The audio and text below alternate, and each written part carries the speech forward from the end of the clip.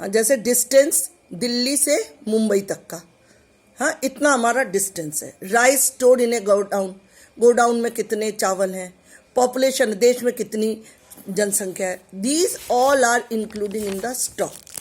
And flow, कितना income flow, expenditure of money, कितना खर्चा हो गया, कैपिटल फॉर्मेशन, कितना capital formation, change in the supply of money in a country, interest on capital, leakage of water, कितना पानी बह के निकल गया from the overhead tank, speed of car going from Delhi to Mumbai, कितना हमने रास्ता कवर कर लिया, पार कर दिया, सेल ऑफ द राइस, कितना स्टॉक में जो राइस था उसको हमने सेल कर दिया, और पॉपुलेशन ऑफ कंट्री, ये तो है आपका स्टॉक, नंबर ऑफ बर्थ, कितने पैदा हुए, that is the flow.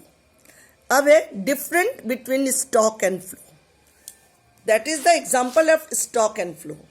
And the difference, अंतर क्या है? आप कहोगे टीचर स्टॉक एंड फ्लो आप ये बता दे रहे हो कि स्टॉक जो होता है एक पर्टिकुलर पॉइंट ऑफ टाइम पे, और फ्लो का भी हमने आपको बताया क्या, प्रति घंटा प्रतिदिन के हिसाब से। अब what is the difference? Stock refer to the value of variable at a point of time. बार बार मैं कह रही हूँ, एक पर्टिकुलर पॉइंट ऑफ टाइम में हम स्टॉक के वैल्यू को रेफर करते हैं, और flow refer to value of variable during a period of time. वो पॉइंट ऑफ टाइम और this is the period of time. Stock is not time dimension, stock का कोई टाइम डायमेंशन नहीं कि ये पर्टिकुलर उसमें, it is measure at the specific point of time. हम एक टाइम ले लिए 1 April to 31 March. Flow is time dimension, इसमें टाइम देखते हैं, it is major per hours, per month and per year, this is the different. Stock impact, stock प्रभावित करता है फ्लो को। ग्रेटर द स्टॉक, ज़्यादा होगा तो उतना कैपिटल ज़्यादा होगा, ग्रेटर द फ्लो होगा गुड्स एंड सर्विसेज का।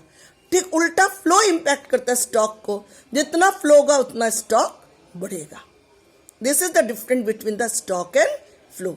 म्यूचुअल डिपेंडेंस बिटवीन, एक दूसरे के ऊपर डिपेंडेंस है, mutual dependence between stock and flow. Stock and flow एक दूसरे पर निर्भर करते हैं। जैसा कि एक उदाहरण, 1 जनवरी 2020 आपके बैंक खाते में 20,000 सेविंग अकाउंट में है, ये आपका स्टॉक है जो मनी के रूप में बैंक में है। आप हर एक मंथ 1,000 निकाल रहे हैं, ये आपका फ्लो है क्योंकि उसमें से निकल रहा है, और आप 2,000 प्रति महीने जमा कर रहे हैं, ये भी फ्लो है क्योंकि ये आपसे निकल के उसमें जा रहा है। एक बात ध्यान देना है कि आपका स्टॉक फ्लो डिपॉजिट पर निर्भर करता है। स्टॉक जो है फ्लो डिपॉजिट पर निर्भर करता है और आपका फ्लो निर्भर करता है स्टॉक पर। So there is a mutual dependence between stock and flow. अब हम आप पढ़ेंगे, आपको स्टॉक एंड फ्लो को मैंने अच्छी तरह समझा दिया, स्टॉक क्या है, फ्लो क्या है, हाँ, और दोनों एक दूसरे पर इंटरडिपेंडेंस है, और मैंने ये बता दिया कि स्टॉक में क्या क्या आता है और फ्लो में क्या क्या आता है। अब हम पढ़ेंगे कि देश में 4 सेक्टर इकोनॉमी है हमारे देश, हर देश में, जैसे house hold, producer, government, rest of the world, 4 sector economy है। पहले हम मेनली 2 तरह की हमारी इकोनॉमी होती है, एक क्लोज इकोनॉमी होती है, एक अनक्लोज इकोनॉमी होती है। क्लोज इकोनॉमी जो होती है वो डोमेस्टिक इकोनॉमी होता है, जो घरेलू, जिसमें 2 ही होते हैं, एक तरफ प्रोड्यूसर और एक तरफ आपके हाउस होल्ड। तो सबसे पहले हम हाउस होल्ड के बारे में बताएंगे, ध्यान से फिर से सुनिए। हमारे 4 सेक्टर इकोनॉमी है, house hold, producer, government, rest of the world. एक होता है क्लोज या डोमेस्टिक इकोनॉमी, एक होता है अनक्लोज या जिसमें इंक्लूड होता है रेस्ट ऑफ द वर्ल्ड। अब हम क्लोज इकोनॉमिक्स के बारे में पढ़ रहे हैं, तो पहले उसमें आता है हाउस होल्ड। इसमें सिर्फ 2 जने आते हैं, हाउस होल्ड और प्रोड्यूसर। एक तरफ आप हाउस होल्ड को रखिए, एक तरफ प्रोड्यूसर को। इसमें consumer of goods and services आता है तथा हाउस होल्ड स्वयं मालिक है। फैक्टर ऑफ प्रोडक्शन का मालिक कौन है? हाउस होल्ड है, उसके पास लैंड है, लेबर है, कैपिटल है, एंटरप्रेन्योर वो है। तो ये सारे फैक्टर जो हैं, फैक्टर ऑफ प्रोडक्शन, ये सारे हाउस होल्ड के पास है।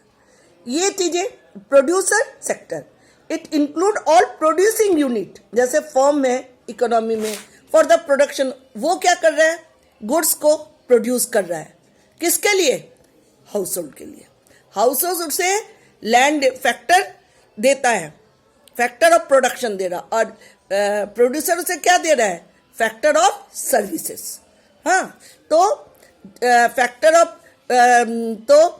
For the production of goods and services in the firm, hire purchase factor of production from the house hold. देखो, हाउस होल्ड दे रहा है लैंड, तो प्रोड्यूसर उसको दे रहा है रेंट। हाउस होल्ड दे रहा है लेबर, प्रोड्यूसर उसे दे रहा है वेजेस। हाउस होल्ड उसे दे रहा है कैपिटल, प्रोड्यूसर उसे वेजेस या सैलरी दे रहा है। हाउस होल्ड खुद प्रोड्यूसर के रूप में, एंटरप्रेन्योर के रूप में काम कर रहा है, तो उसे बदले में प्रॉफिट मिल रहा है। थर्ड है गवर्नमेंट सेक्टर।